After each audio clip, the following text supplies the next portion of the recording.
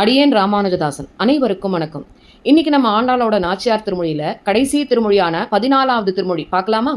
தனது குறிக்கோளான எம்பெருமான அடைவது என்ற வழியை திருப்பாவையில உறுதி செய்தாள் ஆண்டாள்.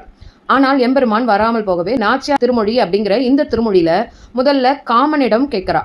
பின்னர் பனி நீராடினாள், கூடல் இழைத்தாள், குயில் வார்த்தையும் கேட்டு எம்பெருமான் அப்பொழுதும் வரல. பின்பு எம்பெருமானோடு கூடுவதாக கனவு காண்றா. அந்த அனுபவத்தால ரொம்ப தாபம் ஜாஸ்தி ஆயிடுறது. உடனே பாஞ்சதன்யம்ங்கிற சங்கிட்ட போய் கேட்கிறா.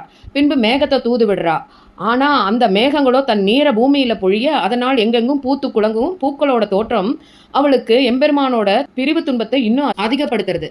தான் தனியாக போனால் தன்னை ஏற்க மாட்டான் அப்படிங்கிறதுனால பெரியாழ்வார் ஆகிய தன்னுடைய தந்தையார ஆச்சாரியனாக கொண்டு அவனை சரணமடைந்தும் அவன் வராமல் போகவே அவன் உபயோகிக்கக்கூடிய ஏதானும் ஒரு பொருள் இருந்தாலாவது பரவாயில்ல அப்படின்னு தன்னை சுற்றி இருப்பவர்கள்ட்ட கேட்குறா, அந்த கொண்டு வந்து கொடுக்கும்படி. அப்படியும் எம்பெருமான் வராமல் போகவே எம்பெருமான் இவளோட பரபக்தி போய் பரமபக்தி வரும் வரை காத்திருந்து பின்பே அவளை அடையிறான்.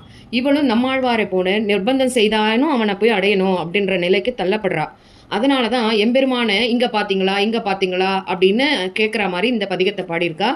பதிலும் சொல்கிறா. எதிர்த்தாப்புல யாரை போய் பார்த்து கேட்குறாலும் அவள்லாம் ஆமாம் பார்த்தோமே அவளும் பதில் சொல்கிறா. எப்படியெல்லாம் இவ கேட்குறா, எப்படியெல்லாம் அவள் பதில் சொல்கிறாங்கிறத பார்க்கலாமா? பட்டி மேய்த்து ஒரு காரேறு பலதேவர்க்கு ஒரு கீழ்கன்றாய் இட்டீறு இட்டு விளையாடி இங்கே போத கண்டீரே. இட்டமான பசுக்களை இனித்து மறித்து நீர் ஊட்டி விட்டுக்கொண்டு விளையாட விருந்தாவனத்தை கண்டோமே. தனித்துவம் வாய்ந்த கருத்த காளை போன்ற கண்ணன் காவலில்லாமல் பட்டி மேய்த்து திரிந்து கொண்டும் நம்பி மூத்தபிரான் என்னும் பலராமனுக்கு கீழ்ப்படிந்த ஒப்பற்ற தம்பியாய் ஆனந்தத்துக்கு போக்குவிடமாக பலவிதமான குறும்புகளை செய்து கொண்டு விளையாடி கொண்டிருக்க அதை நீங்கள் கண்டீர்களா அப்படின்னு கேட்குறா. உடனே கண்ணன் தனக்கு மிக விருப்பமான பசுக்களை இனிமையாக அவற்றிற்கு பெயரை இட்டு அந்த பெயரை சொல்லி அழைத்து அவற்றிற்கு நீர் அருந்த கற்றுக் கொடுத்து அவற்றை நீர் குடிக்கச் செய்து அவற்றை மேய விட்டு கொண்டு விளையாடுவதை பிருந்தாவனத்திலே கண்டோமே. அணுங்க என்னை பிரிவு செய்து ஆயர்பாடி கவர்ந்து உண்ணும் குணுங்கு நாரி குட்டேற்றை கோவர்தனனை கண்டீரே. கணங்களோடு மென்மேகம் கலந்தார் போல வனமாலை மினுங்க நின்று விளையாட பிருந்தாவனத்தை கண்டோமே. நான் வருந்தும்படியாக என்னை விட்டு பிரிந்து போய் திருவாய்ப்பாடியை ஆக்கிரமித்து அனுபவிக்கின்றவனாய் வெண்ணையின் நாற்றம் வீசுபவனாய் இளம் காளையை போன்றவனுமான பசுக்களை நன்றாக வளர்க்கும் கண்ணனை பார்த்தீர்களா?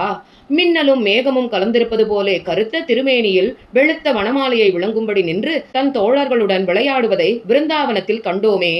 மாலாய் பிறந்த நம்பியை மாலே செய்யும் மணாளனை ஏலா பொய்கள் உரைப்பானை இங்கே போத கண்டீரே. மேலால் பரந்த வெயில் காப்பான் வினதை சிறுவன் சிறகு என்னும் மேலாப்பின் கீழ் வருவானே விருந்தாவனத்தை கண்டோமே. கோபிகைகளிடத்தில் கொண்ட அன்பையே ஒரு வடிவமாக கொண்டு அவதரித்தவனாய் அன்பே செய்கின்ற மணாளனாய் பொருந்தாத பொய்களை சொல்பவனுமான கண்ணபிரானை இங்கே பார்த்தீர்களா? மேலே பரவின வெயில் கண்ணனின் மேனியில் விழாமல் தடுப்பதற்காக கருடாழ்வார் தன் சிறகை மேற்கட்டியாக பிடிக்க அதன் கீழே இருக்கும் எம்பெருமானை பிருந்தாவனத்தில் கண்டோமே. கார்தன் கமலக்கண் என்னும் நெடுங்கயிறு படுத்தி என்னை ஈர்த்து கொண்டு விளையாடும் ஈசன் தன்னை கண்டீரே. போர்த்த முத்தின் குப்பாய புகர்மார் யானை கன்றே போல் வேர்த்து நின்று விளையாட பிருந்தாவனத்தை கண்டோமே. காலமேகத்தின் குளிர்ந்த தாமரை மலர் பூத்தார் போன்றிருக்கும் திருக்கண்கள் என்கின்ற பெரிய கயிற்றை கொண்டு என்னை அகப்படுத்தி என் நெஞ்சையும் இழுத்து கொண்டு போய் விளையாடும் சர்வேஸ்வரனான எம்பெருமானை பார்த்தீர்களா? ஆம், வேர்வை துளிகளை ஒளிமிகுந்த முத்துக்களாக போர்வையாக போர்த்திய முத்துச்சட்டையை உடையதாய் பிரகாசமாய் உடையதாய் பெரிய யானைக்குட்டியை போலே வேர்த்து நின்று விளையாட பிருந்தாவனத்தை கண்டோமே. மாதவன் என் மணியினை வளையர் பிழைத்த பன்றி போல் ஏதும் ஒன்றும் கொலதாரா ஈசன் தன்னை கண்டீரே.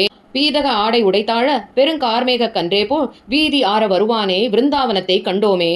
ஸ்ரீயப்பதியா எனக்கு நீல ரத்தினம் போலே மிகவும் இனியவனாய் வழியில் நின்று பிழைத்த பன்றியைப் போலே செருக்குடன் தன்னிடத்தில் இருக்கும் எதையும் பிறருக்கு கொடுக்காதவனாய் இருக்கும் உயர்ந்தவனான சர்வேஸ்வரனை பார்த்தீர்களா? ஆம், அவனது இடையில் உடுத்தி இருக்கும் பீதாம்பர உடையானது தாழ்ந்து விளங்க பருத்து கருத்திருக்கும் ஒரு குட்டி மேகம் போலே திருவீதியில் வரும் எம்பெருமானை விருந்தாவனத்தில் கண்டோமே. தர்மம் அறியா குறும்பனை தன் கை சார்கம் அதுவே போல் புருவம் வட்ட அழகிய பொருத்தமிலியை கண்டீரே. உருவு கரிதாய் முகம் செய்தாய் உதய பருப்பதத்தின் மேல் விரியும் கதிரே போல் வானை விருந்தாவனத்தை கண்டோமே. கருணை என்பதை அறியாதவனாய் குறும்புகளையே செய்பவனுமான தனது திருக்கையில் இருக்கும் சார்கம் என்னும் மில்லை போன்ற பூர்வ வட்டங்களாய் அழகு பெற்றவனாய் அடியார்களுடன் பொருந்தி வாழாதவனான எம்பெருமானை பார்த்தீர்களா? ஆம், கருத்த திருமேனியில் சிவந்த ஒளியுடன் இருப்பதனால் உதயகிரியின் மேலே விரிகின்ற சூரியனைப் போல் விளங்கும் அவனை பிருந்தாவனத்தில் கண்டோமே. பொருத்தமுடைய நம்பியை புறம்போல் உள்ளும் கரியானை கருத்தை பிழைத்து நின்று அக்கருமா முகிலை கண்டீரே. அருத்தி தாரா கணங்களால் ஆரப்பெருக்கு வானம் போல் விருத்தம் பெரிதாய் வருவானை விருந்தாவனத்தே கண்டோமே. பொருத்தமுடைய சுவாமியாய் திருமேனியைப் போலே உள்ளே நெஞ்சும் கருத்தவனாய் என்னுடைய எண்ணத்திற்கு மாறுபட்டு இருப்பவனாய் கருத்த பெருத்த முகில் போன்றவனான கண்ணனை பார்த்தீர்களா? ஆம், உலகியல் இன்பங்களை ஆசைப்படுபவர்களால் விரும்பப்படுகின்ற நட்சத்திர கூட்டங்களாலே மிகவும் நிறைந்துள்ள ஆகாசம் போலே தன் தோழர்களுடன் பெரிய கூட்டமாக நின்றிருந்த அந்த எம்பெருமானை விருந்தாவனத்தில் கண்டோமே. வெளிய சங்கு ஒன்று உடையானே, பீதக ஆடை உடையானே, அலி நன்கு உடைய திருமாலை ஆழியானை கண்டீரே. களிவண்டு எங்கும் கலந்தாற்போல் காமல் பூங்குழல்கள் தடந்தோள் மேல் மிளிர நின்று விளையாட விருந்தாவனத்தை கண்டோமே. வெளுத்த மற்றும் ஒப்பற்ற ஸ்ரீ பாஞ்சஜன்யம் என்ற சங்கை உடையவனாய், திரு பீதாம்பரம் என்ற உடையை ஆடையாக கொண்டவனாய், நன்றாக கிருபையை உடையவனான திருவாழியாழ்வான் என்ற சக்கரத்தை உடையவனாய் ஸ்ரீயப்பதியான கண்ணனை பார்த்தீர்களா?